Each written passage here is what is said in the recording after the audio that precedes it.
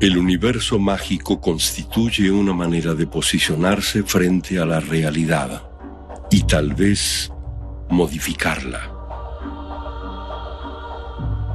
Es una compleja cosmovisión, un verdadero viaje hacia el interior de nuestra existencia.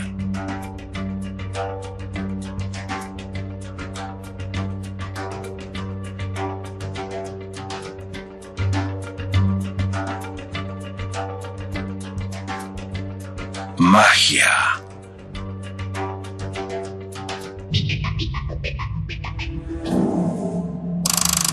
Magia del caos.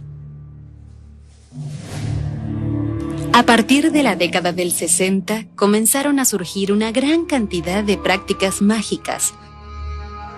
Una de las más inquietantes y poderosas es la magia del caos.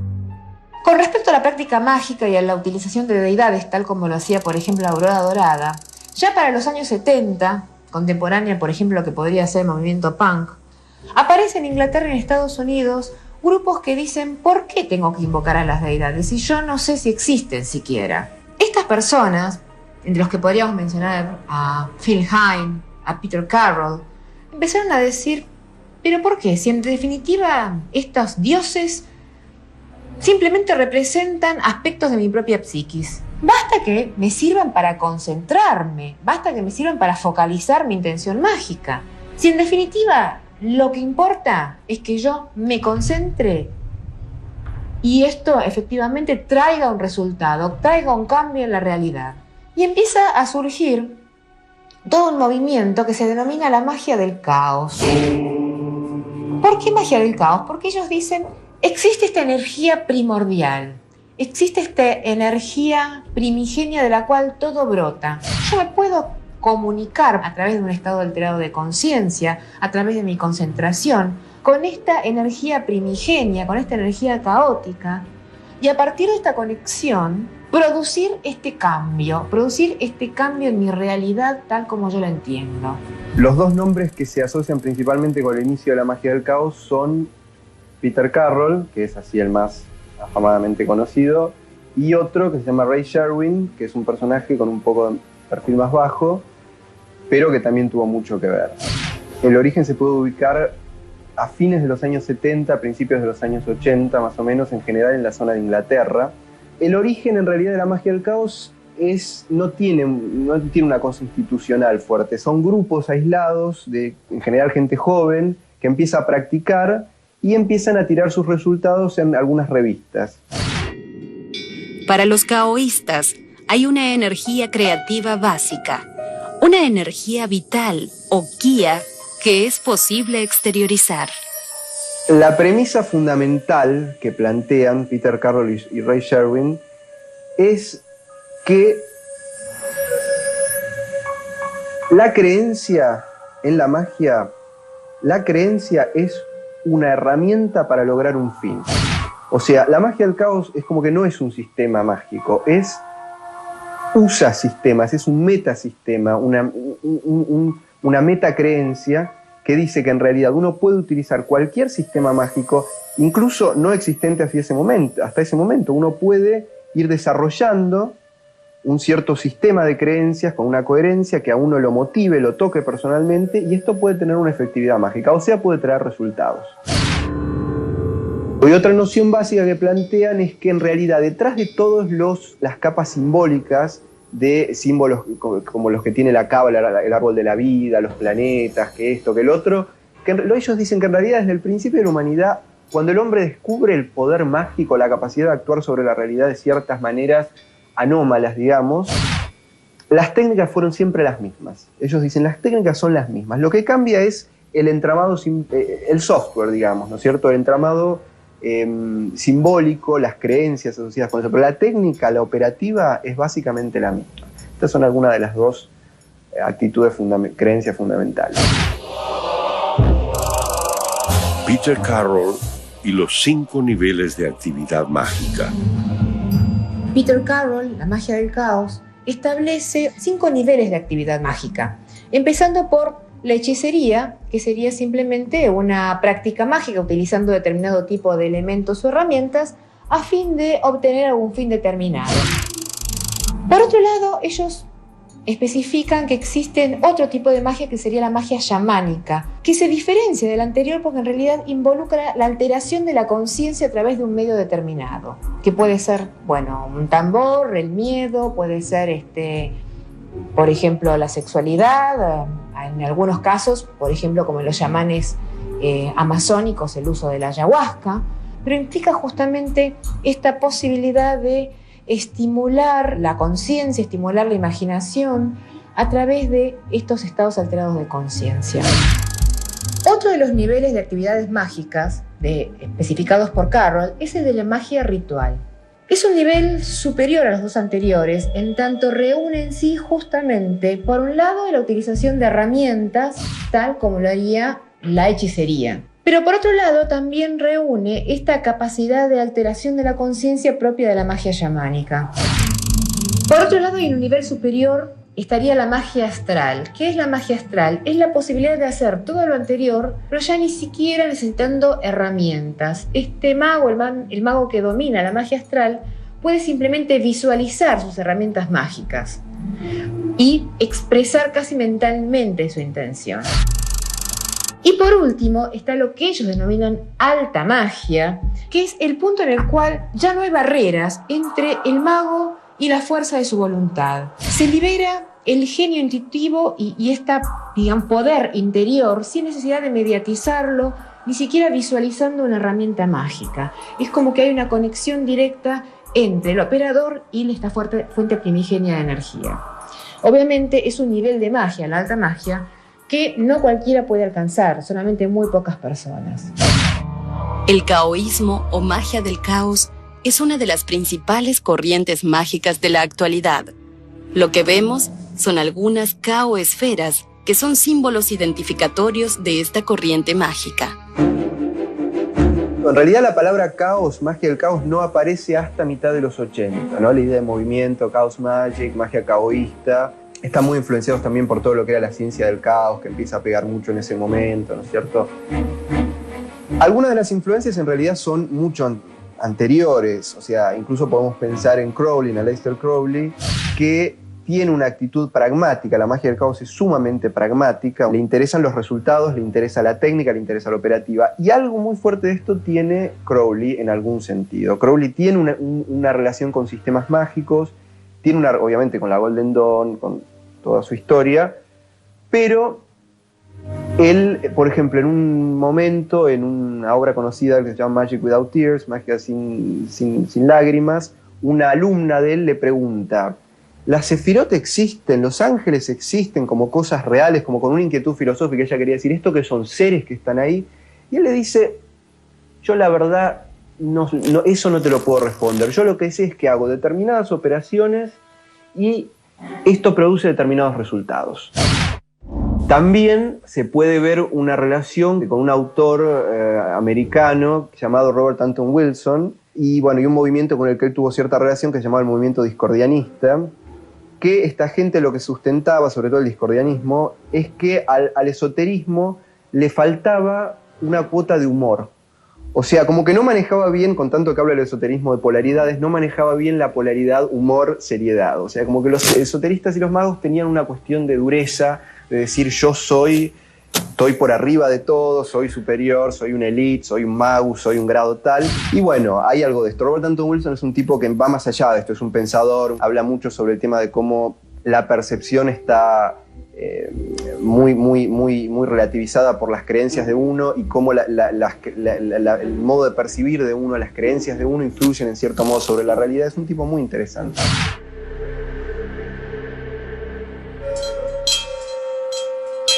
El concepto de ritual es infinito. Toda ceremonia es un ritual. En todas las culturas y religiones, los rituales son el puente entre el hombre y su deidad. El significado de los colores de las velas. Gris. Es un neutralizador general. Ayuda a borrar influencias indeseables sin temer repercusiones negativas. Favorece la búsqueda de balance en cualquier situación.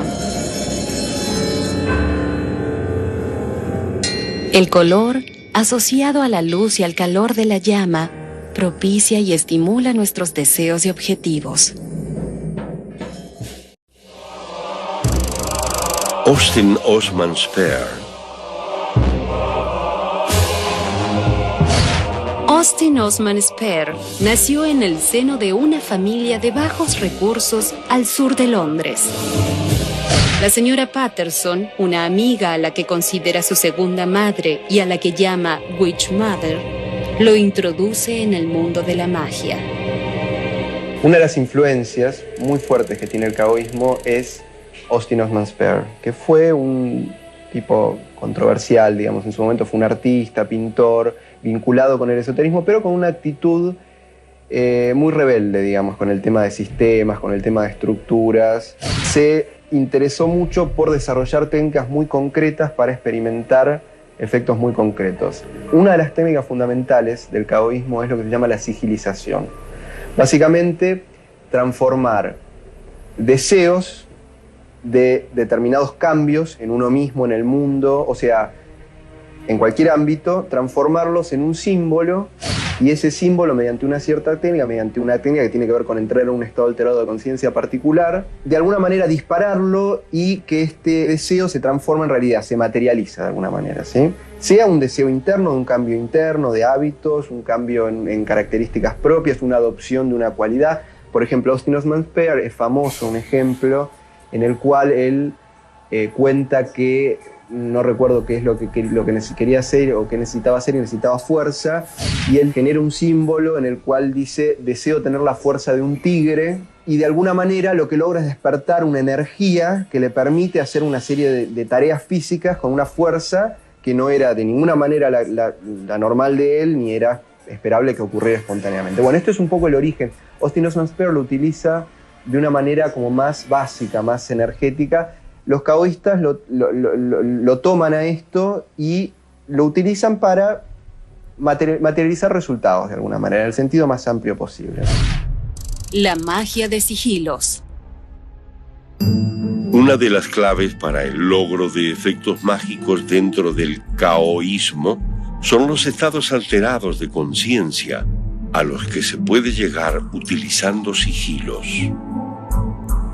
La técnica de la sigilización transforma los deseos de cambios en símbolos y a partir de estados alterados de conciencia los dispara hacia la realidad. Otro de los planteos genéricos del caoísmo es que una de las claves para el logro de efectos mágicos son los estados alterados de conciencia. O sea, la idea es que nosotros estamos inmersos en una serie de sistemas de creencia que dicen: la realidad funciona de cierta manera, de esta a la otra, la realidad material tiene tales límites, y esto de alguna manera condiciona cómo nos vinculamos con esa realidad, pero no es de ninguna manera el límite. Entonces, mediante la inducción de determinados estados alterados de conciencia, se puede vincularse con la realidad de una manera anómala, digamos, ¿no? Y lograr cambios de un modo diferente. El caoísmo, más que nada por ideas de Peter Carroll, se interesa en un estado en particular que él lo llama la gnosis, que no sé si tiene relación directa, habría que ver con la idea de la gnosis de la antigüedad, ¿no es cierto? Pero él le llama un estado particular en el cual en un instante desaparece, como que desaparece la conciencia ordinaria, desaparecen los pensamientos, desaparece todo vínculo ordinario con la realidad y hay como un vacío total. Un vacío total centrado en el cual toda la energía está centrada en un único punto. En un único punto está totalmente focalizado y la idea es que ahí se proyecta el sigilo o ahí se hacen distintas operaciones mágicas. Carroll habla de que hay, esto no es solo la magia del caos, es una recopilación de todas las prácticas de la historia. O sea, él dice que hay en general dos tipos de modos de inducir este estado. Uno es el inhibitorio y otro es el exaltatorio.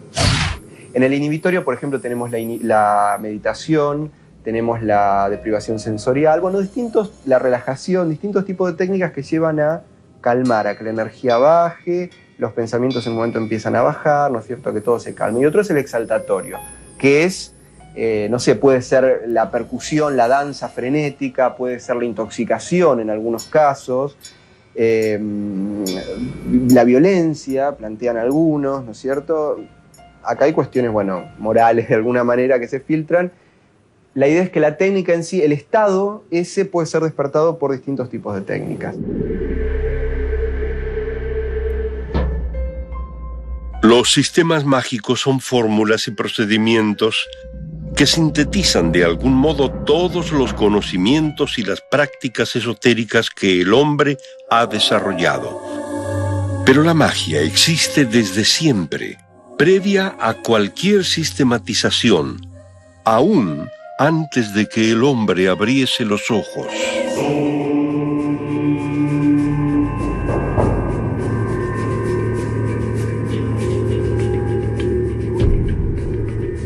Magia lunar.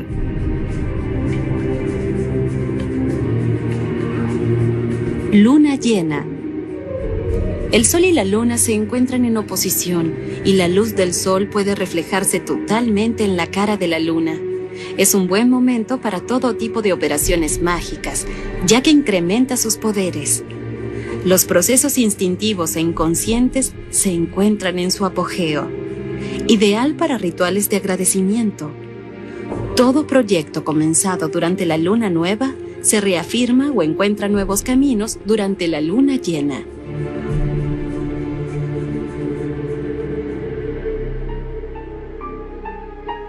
¿Existen deidades para la magia del caos? La idea es que, Peter Carroll habla de esto, dice, los dioses probablemente son formas egregóricas sostenidas por un marco cultural, por un marco de creencia de una sociedad, sostenidas por la creencia cotidiana, sostenida por los ritos, sostenida por toda la energía emocional que va hacia eso, se genera una forma que tiene una cierta operatividad, o sea, puede generar efectos sobre la realidad. Con tanto tiempo de que se sostengan determinadas formas de creencia que tienen que ver, si uno ve los dioses, tienen que ver en realidad con rasgos psicológicos de las personas, o sea, uno ve los panteones clásicos y tienen que ver con características muy humanas, ¿no es cierto? Y la idea es que al sostener con la creencia mucho esto adopta una vida propia de alguna manera y de hecho tiene una energía propia, se alimenta de algún modo, entre comillas, de sus adoradores, sus creyentes y genera efectos, les da cosas. Puede verse como una creación cultural que tomó vida propia y que uno la puede utilizar y que tiene un poder egregórico, la idea de egregora, ¿no? Que existe mucho en la magia, la idea de algo, una especie de campo mórfico, que es un lenguaje que a muchos caboístas les gusta utilizar estas cosas modernas, ¿no? De la ciencia moderna, un campo mórfico, una presencia del pasado que sigue operando sobre lo real o puede operar, si se apela a ella, puede operar. Estos campos de energía tienen símbolos vinculados, los dioses tienen un montón de simbologías, un montón de características que están vinculados y uno mediante esos símbolos, mediante la creencia en eso, puede lograr beneficios. Muchos practicantes de la magia del caos favorecen no tanto a las deidades tradicionales, sino por sobre todo a las deidades sumerias. Las deidades que en la mitología sumeria se denominan los antiguos. Aquellos seres monstruosos que surgen del vientre de la gran madre Tiamat, de la gran serpiente, del gran dragón, en su lucha contra Marduk y las hordas de dioses civilizados, por ponerlos en ciertos términos.